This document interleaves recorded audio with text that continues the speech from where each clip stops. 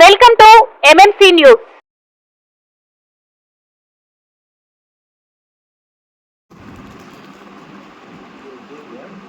నేను రాష్ట్ర publicity secretary మరియు వెంకటగిరి డిపో సెక్రటరీ.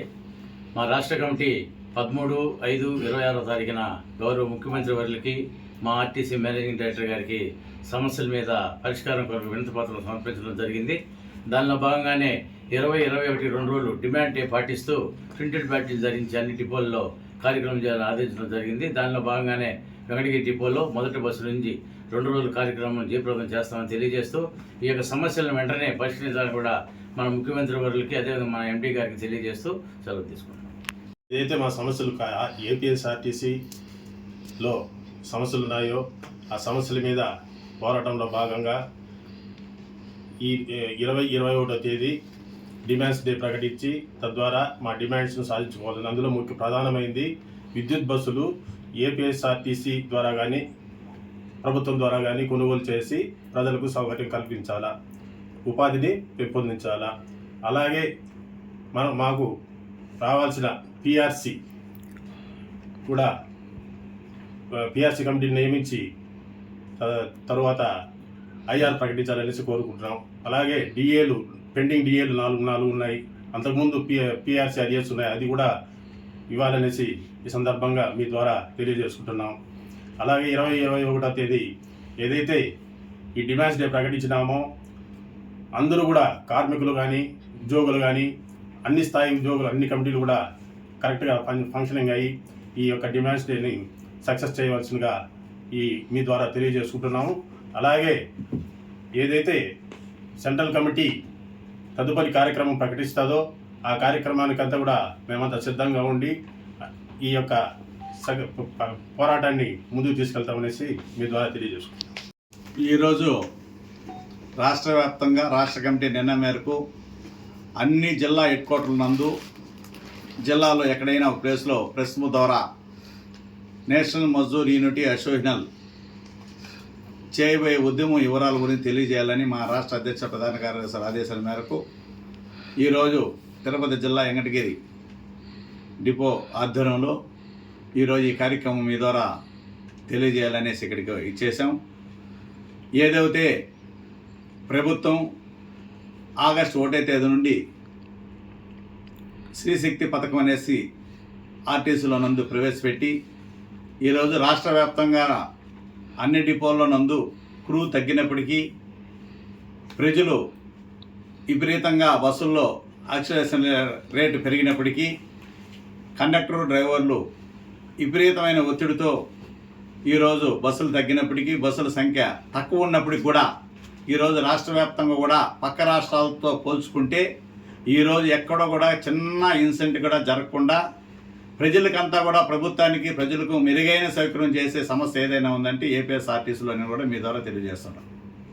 ఇటువంటి సందర్భంలో ఉద్యోగులంతా కూడా ఆందోళన కలిగించే విధంగా ఏదైతే ప్రభుత్వం సెంట్రల్ గవర్నమెంట్ నిర్ణయం మేరకు బ్యాటరీ బస్సులు అనేది ఏదైతే ఈ రాష్ట్రంలో ప్రవేశపెట్టిందో దాని ద్వారా సంస్థకు నష్టం కానీ ఉద్యోగులకు నష్టం అనేది ద్వారా మీ ద్వారా వివరించాలని ఈ కార్యక్రమం పెట్టడం జరిగింది.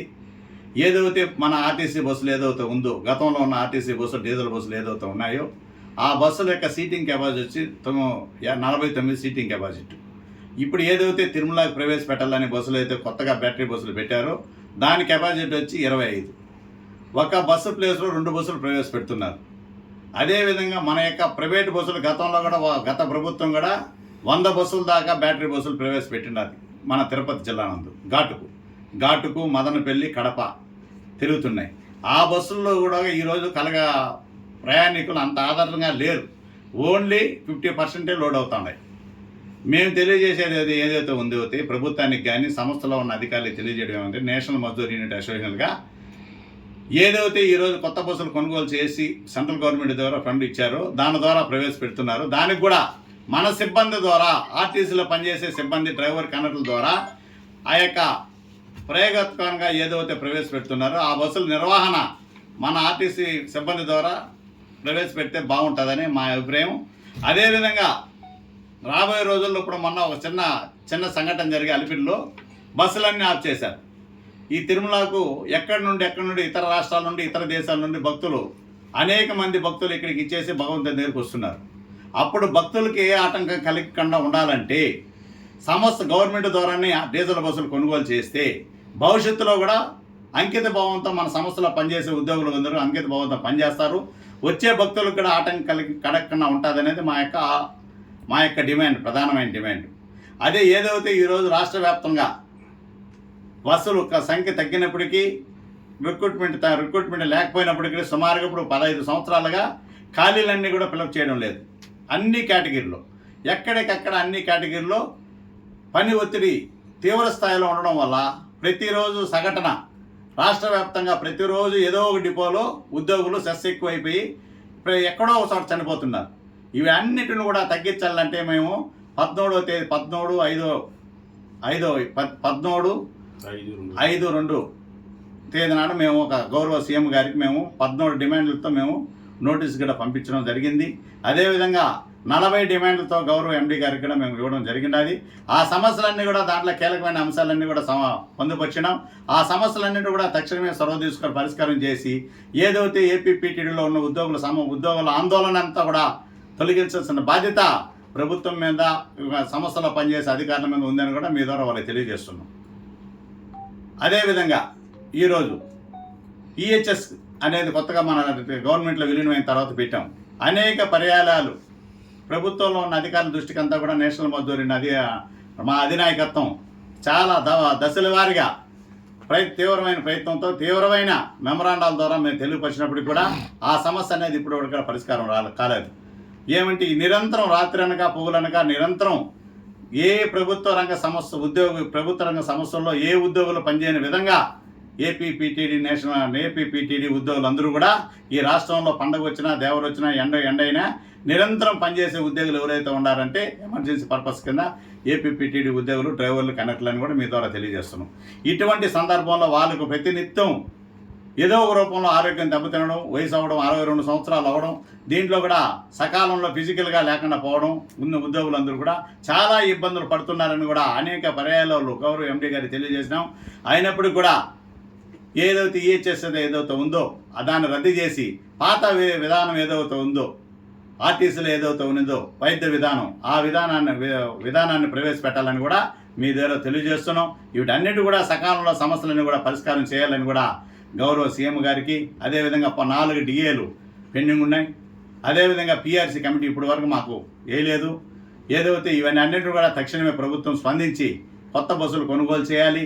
అదేవిధంగా అన్ని ఖాళీలను కూడా ఫిలప్ చేయాలి. అన్ని కేటగిరీలో కూడా ప్రమోషన్లన్నీ ఇవ్వాలి. ఆ కొత్త బస్సులు అన్ని డిపోల్లో కూడా ప్రవేశపెట్టి ఈ యొక్క శ్రీశక్తి పథకం ఏదైతే ప్రవేశపెట్టారో ఈ శ్రీశక్తి పథకాన్ని అంతా కూడా ఇప్పటి వరకు పూర్తి 100% పక్క రాష్ట్రాలతో పోల్చుకుంటే మన రాష్ట్రంలోనే ఎక్కువ ప్రయాణికుల్ని తరలించాం. ఎక్కడ కూడా చిన్న కంప్లైంట్ లేకుండా అంకిత భావంతో పనిచేసే కండక్టర్లు, డ్రైవర్లు అందరూ కూడా బ్రహ్మాండంగా పనిచేస్తున్నారు. ప్రయాణికులకు అనుకూలంగా బస్సులు సరిపోలేదు కాబట్టి తక్షణమే బస్సులు ప్రభుత్వం కొనుగోలు చేయాలని కూడా మీ ద్వారా తెలియజేస్తున్నాం. ప్రైవేట్ పరం చేయాలని ఆలోచన ఇప్పుడు నిన్న మన గౌరవ చైర్మన్ గారు ఒక స్టేట్మెంట్ ఇచ్చాడు. మేమంతా ప్రైవేట్ పరాన్ని కాకపోతే సంస్థ బస్సులు కొనుగోలు పరిస్థితి లేదని. మేమందరూ కూడా ప్రభుత్వంలో విలీనమైన తర్వాత ఉద్యోగులందరూ కూడా చాలా ఆశపడ్డాం. ఎందుకంటే ప్రభుత్వంలో విలీనం అవుతున్నాం, పెన్షన్ లేదు, ఎస్ఆర్బిఎస్ ఉంది స్కీము, దాన్ని తీసేశారు. ఆ స్కీముని రద్దు చేశారు ప్రభుత్వంలో విలీనమైన తర్వాత. కనీసం పెన్షన్ సౌకర్యం అన్నా ఉంటే కూడా ప్రభుత్వ ఉద్యోగుల మాదిరిగా ఆర్టీసీ ఉద్యోగులు కూడా బాగుంటుందనే ఉద్దేశంతో మేము అందరూ కూడా విలీనమైనప్పుడు సంతోషపడాం. ఉన్న స్కీముని తీసేసి కొత్త స్కీమ్ లేకుండా ఈరోజు కూడా పెన్షన్ అనేది లేకుండా ఈరోజు ఈపీఎఫ్ పెన్షన్ సెంట్రల్ గవర్నమెంట్ ఏదైతే ఉందో దాని మీద మా వాళ్ళు ఆశలు చూసుకుంటున్నారు తప్ప ఓపీఆర్ఎస్ పెడితే బాగుంటుందని కూడా మీ ద్వారా తెలియజేస్తున్నాం. ప్రభుత్వ ఉద్యోగులకు ఏవేవో కల్పిస్తారో ఆ సౌకర్యాలన్నీ కూడా అన్ని గతంలో కొంతమంది మన గౌరవ ముఖ్యమంత్రి గారు వచ్చిన తర్వాత కొన్ని జీవోలు వచ్చిండాయి. ఇంకా రావాల్సిన జీవోలు కూడా చాలా ఉన్నాయి.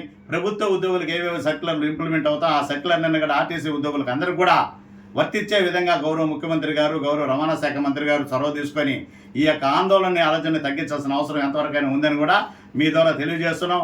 గౌరవ చైర్మన్ గారు ఎవరైతే మొన్న తెలియపరిచినారో ప్రైవేట్ పరం చేస్తామనేసి దానిపైన గౌరవ రవాణా శాఖ మంత్రి గారు ఈరోజు పేపర్లో ఇచ్చిండారు మేము చేయమనేసి. చేయనందుకు చాలా సంతోషం. మాకు రావాల్సిన యొక్క వెసులుబాట్లు ప్రభుత్వంలో ఆర్టీసీ ఉద్యోగులుగా ప్రభుత్వంలో ఉన్న వెసులుబాట్లు ఏమన్నా అవన్నీ కూడా ఇంప్లిమెంట్ చేయాల్సిన బాధ్యత తక్షణమే గవర్నమెంట్ మీద ఉందని కూడా మీ ద్వారా తెలియజేస్తున్నాం. దీనికి అంతా కూడా కారణం, ఈ ఆందోళన కారణం అంతా కూడా ప్రభుత్వమే బ్యాటరీ బస్సులు కొనుగోలు చేసి ప్రభుత్వం ద్వారానే మన ఎవరైతే ఏపీపీటీలో ఉన్న డ్రైవర్లు కండక్టర్లు ఉన్నారో వాళ్ళ ద్వారానే నిర్వహణ చేస్తే చాలా బాగుంటుంది. గ్రామీణ ప్రాంతంలో ఉండే నిరుద్యోగులకు అందరూ కూడా మనం వెసులుబాటు కలిగించినట్టుగా ఉంటుంది. అదేవిధంగా చాలామంది నిరుద్యోగులు గతంలో 20-25 ఏళ్ళ ముందు చాలామంది డ్రైవర్లు కండక్టర్లు మెకానికులు అనేకమైన విలేజ్ సెంటర్ నుండి టౌన్ నుండి కూడా వచ్చి ఈరోజు ఎంప్లాయీగా ఈరోజు 20-25 ఏళ్ళుగా కొనసాగుతున్నారు. వీటన్నిటి కూడా సంస్థ బాగుండాలా, దీన్ని ఇంకా డెవలప్మెంట్ చేసి ఇంకా 10 మందికి ఉపాధి కల్పించాలంటే బస్సులు కొనుగోలు చేసి రిక్రూట్మెంట్ జరగాల్సిన అవసరం ఉంది. ప్రభుత్వం దగ్గర రిక్రూట్మెంట్ ఫైలు ఉన్నది.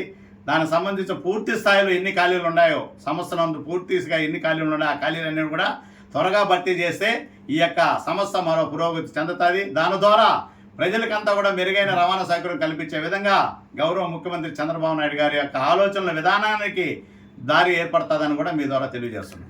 బ్యాటరీ బస్సులు ఒక పక్క నష్టం అంటున్నారు, మళ్ళీ ప్రభుత్వమే బ్యాటరీ బస్సులు కొనుగోలు చేయాలంటున్నారు. బ్యాటరీ బస్సులు కొనుగోలు చేస్తే మన ప్రభుత్వం కొనుగోలు చేస్తే మన డ్రైవరు, మన కండక్టరు, మన మెకానిక్ ఉంటారు. అంకిత భావంతో సంస్థ 10 కాలాలు నిలబడుతుంది. ప్రైవేటు వాళ్ళ ద్వారా వాళ్ళ యొక్క ఆపరేటర్ వాళ్ళ ద్వారా నడిపితే వాళ్ళు చిత్తశుద్ధితో చేయరనే సకాలంలో సర్వీస్ చేయలేరు వాళ్ళు. ఇప్పుడు ఇన్నేళ్లుగా ఎన్నో గిన్నీస్ రికార్డులు అందుకున్న సంస్థ మన ఆర్టీసీ. భారతదేశంలోనే చాలాసార్లు కార్పొరేషన్గా ఉన్నప్పుడు ప్రభుత్వంలో విలీనైన తర్వాత కూడా అనేకమైన గిన్నీస్ రికార్డులు అందుకున్న ఆర్టీసీ సంస్థ అంటే సంస్థలో ఉన్న పనిచేసే వాళ్ళందరూ అంకిత భావంతో పనిచేశారు కాబట్టి ఈరోజు ఆ గిన్నీస్ రికార్డులు అంతా కూడా ఆర్టీసీకి దక్కింది. ఇది ఇప్పుడు ప్రైవేటు పరంగా ఇప్పుడు ఐర్ బస్సులు ఉన్నాయి. ఐర్ బస్సులో డ్రైవర్లు ఏ విధంగా ఉంటారో తెలుసు. అందరూ మంచోళ్ళు ఉండరు. దాంట్లో కూడా నిలకుండా పోవడం, ప్రజల దగ్గర అనేకమైన విమర్శలు రావడం, ఇటువంటి కార్యక్రమం ఉంటుంది. ఆర్టీసీలో రిక్రూట్మెంట్ అయితే ఒక బాధ్యత అనేది ఏర్పడుతుంది. డ్రైవర్ కానీ కండక్టర్ కానీ ఫుల్ బాధ్యత ఏర్పడుతుంది. నేను ప్రభుత్వ ఉద్యోగి, నేను సకాలంలో సంస్థకు న్యాయం చేయాలా అనే సంకల్పం సంస్థలో రిక్రూట్మెంట్ చేసుకుంటూ వాళ్ళకి అంకిత భావంతో పనిచేస్తారనేది మా ఆలోచన, మా విధానం. అదేవిధంగా ప్రజలకు కూడా మెరుగైన సౌకర్యం అందించేదానికి ఈ సంస్థని విస్తరించేదానికి ఆస్కారం ఉంటుంది. లేకపోతే ఉన్న ఇప్పుడు డిపోలు 4 డిపోలు 12 డిపోలు ఏమో ప్రైవేటు ఈ బ్యాటరీ బండ్లకి ఇచ్చారు. డిపోలకు ఎత్తేసి నెల్లూరు 2 డిపో ఎత్తారు మొన్న. ఆ డిపోలో ఉన్న సిబ్బందిని అంతా కూడా పక్క డిపోలకు తరలించారు. ఏమంటే ఆ డిపోలు అడ్జస్ట్ చేసే దానివల్ల ఏమవుతుంది, సంఖ్య అనేది పెరగదు. ఉన్న సర్వీసులు దాన్ని పెంచడం జరిగింది. కొత్త డిపోలు కానీ పెడితే బ్రహ్మాండంగా ఉంటుంది. గవర్నమెంట్ ఇచ్చిన మన జీవోలు ఏముంది, అలిపిరి మన మంగళం డిపో 2 డిపోని ఇచ్చారు, న్యూ డిపోని ఇచ్చారు. తిరుమలలో న్యూ డిపో బ్యాటరీ బస్సులు. మరి న్యూ డిపోగా ఇస్తే ఉన్న సర్వీసులు ఉంటాయి, ఇంకా సంస్థ కూడా విస్తరించేదానికి బాగుంటుంది, ఇంకా 10 మందికి ఉపాధి కలుగుతుంది. అట్లా లేకుండా ఉన్న సిబ్బందిని తగ్గించేసి రిటైర్మెంట్ అవుతున్నప్పుడు ఇక్కడ రిక్రూట్మెంట్ లేకుండా పోవడం వల్ల సంస్థ రోజు కుదించిపోయే ఆస్కారం ఉంది. గతంలో పాలకులు కానీ గతంలో ఉన్న అధికారులు కానీ అంకిత భావంతో పనిచేయకపోతే సంస్థ ఈరోజు ఇంతవరకు వచ్చిండదు. కాబట్టి మేము కోరుకునేది ప్రధానంగా ఏమంటే సంస్థ ద్వారానే బ్యాటరీ బస్సుల నిర్వహణ జరగాలి. రిక్రూట్మెంట్ అనేది ఫ్రెష్గా ఏదైతే గవర్నమెంట్ దగ్గర ఉందో ఫైలు తక్షణమే రిక్రూట్మెంట్ చేస్తే అనేక మంది గ్రామీణ ప్రాంతంలో ఉండే నిరుద్యోగులకు అందరికీ ఉపాధి కల్పినట్టుగా ఉంటుంది. ప్రభుత్వానికి కూడా మంచి పేరు ఇచ్చే విధంగా ఉంటుంది. ప్రజలకు మెరుగైన సౌకర్యం కలుగుతుంది. హైర్ బస్సులకు మీ యూనియన్ వ్యతిరేకమా అనుకూలమా? హైర్ బస్సులకు మేము ఎప్పుడు వ్యతిరేకమే. ప్రభుత్వం డబ్బు లేదంటా ఉంది. డబ్బు ఇప్పుడు గతంలో పోలిస్తే ఇప్పుడు మంచి రెవెన్యూలో ఉన్నది. లాభాల పట్ల నడుస్తుంది. ఈరోజు కూడా గౌరవ మంత్రి వారు చెప్పారు, సంస్థ లాభాల పట్ల తెప్పించిన మా ప్రభుత్వం వచ్చిన తర్వాత అన్నప్పుడు తక్షణమే లాభాల పట్ల నడిచేటప్పుడు మనం దానికి కావాల్సిన సదుపాయాలన్నీ మనం చేసుకోవాల్సిన అవసరం ఉంది. ప్రభుత్వం మీద, ఉద్యోగ సంఘ నాయకుల మీద, ఉద్యోగుల మీద. అదేమంది ప్రజలకు మెరుగైన సౌకర్యం చేస్తే ప్రజలు కూడా మా ఆర్టీసీ పక్క మొగ్గు చూపుతారు. గతంలో బస్సు ఎవరు నిలపకుండా 6 నిలపలేదు 7 నిలపలేదు అనే రోజులు ఉన్నాయి. ఇప్పుడు ప్రతి ఒక్కరు కూడా అంకిత భావంతో నిలబెట్టి ఎక్కడో కూడా ప్రజలకు ఆ సౌకర్యం కల్పించే విధంగా ఉద్యోగులు ఎక్కడ కూడా పనిచేయడం లేదు. ప్రభుత్వానికి మంచి పేరు తెచ్చే విధంగానే ఉద్యోగులందరూ బాగా పనిచేస్తున్నారు. దాంట్లో భాగంగా మా హక్కు మాకు రావాల్సిన వెసులుబాటు ఆర్థికపరమైన అంశాలు ఏవవుతున్నాయి. ఆర్థికపరమైన అంశాలు డిఏలు కానీ 4 డిఏలు పెండింగ్ ఉన్నాయి. పిఆర్సీ కమిటీ నియమించాలా. అదేవిధంగా మాకు రావాల్సినవన్నీ కూడా ఐదు పరంగా ఏవైతే ఉన్నాయో అవన్నీ కూడా తక్షణమే వచ్చే విధంగా ప్రభుత్వంలో ఉన్న పెద్దలు, గౌరవ ముఖ్యమంత్రి వారు, రవాణా శాఖ మంత్రి వారు చొరవ తీసుకుని ఆ పనులన్నీ చేయాల్సిన అవసరం ఉందని కూడా మేము మీ ద్వారా తెలియజేస్తున్నాం. 20 బుధవారం 21 గురువారం రాష్ట్ర వ్యాప్తంగా అన్ని డిపోల నందు డిమాండ్ డేట్స్ మా యొక్క డిమాండ్లు ఏదైతే ఉన్నాయో గతంలో గౌరవ ఎండీ గారికి ఇచ్చినాం, గౌరవ చీఫ్ సెక్రటరీ గారికి ఇచ్చినాం, గౌరవ మంత్రివర్యులకు ఇచ్చినాం, గౌరవ ఎండీ గారికి ఇచ్చినాం. ఈ డిమాండ్లు అన్నిటిని కూడా మేము అడిగేది న్యాయమైన డిమాండ్లు. ఆ డిమాండ్లన్నీ కూడా చొరవ తీసుకొని ప్రభుత్వంలో గుర్తింపు పొందిన సంఘంగా అతిపెద్ద అసోసియేషన్గా నేషనల్ మజ్దూర్ యూనిటీ అసోసియేషన్గా రాష్ట్రంలో బాధ్యత కలిగిన అసోసియేషన్లుగా మేము ఆ డిమాండ్లన్నీ కూడా పరిష్కారం చేయాలని కూడా మేము ఉద్యోగ సమస్యలే కాదు సంస్థ కూడా బాగుండాలనే ఆలోచనతోనే మేము ఈ డిమాండ్లన్నీ పెట్టి ఇచ్చినాం. అవన్నీ కూడా తక్షణమే పరిష్కారం చేస్తారని ఆశాభావం వ్యక్తం చేస్తున్నాం. మా 2వ విడత ఉద్యమంలో ఈ బుధవారం నాటికి మరి గురువారం నాటికి 20, 21 తేదీ రాష్ట్ర వ్యాప్తంగా అన్ని డిపోల్లో డిమాండ్ డేగా ప్రకటించుకొని దాన్ని అన్నింటిని కూడా అన్ని డిపోల్లో ఏ డిమాండ్లు ఉన్నా అన్ని డిమాండ్లు కూడా ఉద్యోగులకు అందరికీ తెలియపరిచి అదేవిధంగా అందరికీ అధికారులకు తెలియపరిచే విధంగా కార్యక్రమాన్ని చేయాలని నిర్ణయం చేయడం జరిగింది. నా పేరు బిఎస్ బాబు, నేషనల్ మజ్దూర్ యూనిటీ రాష్ట్ర జాయింట్ సెక్రటరీ, జిల్లా కార్యదర్శి.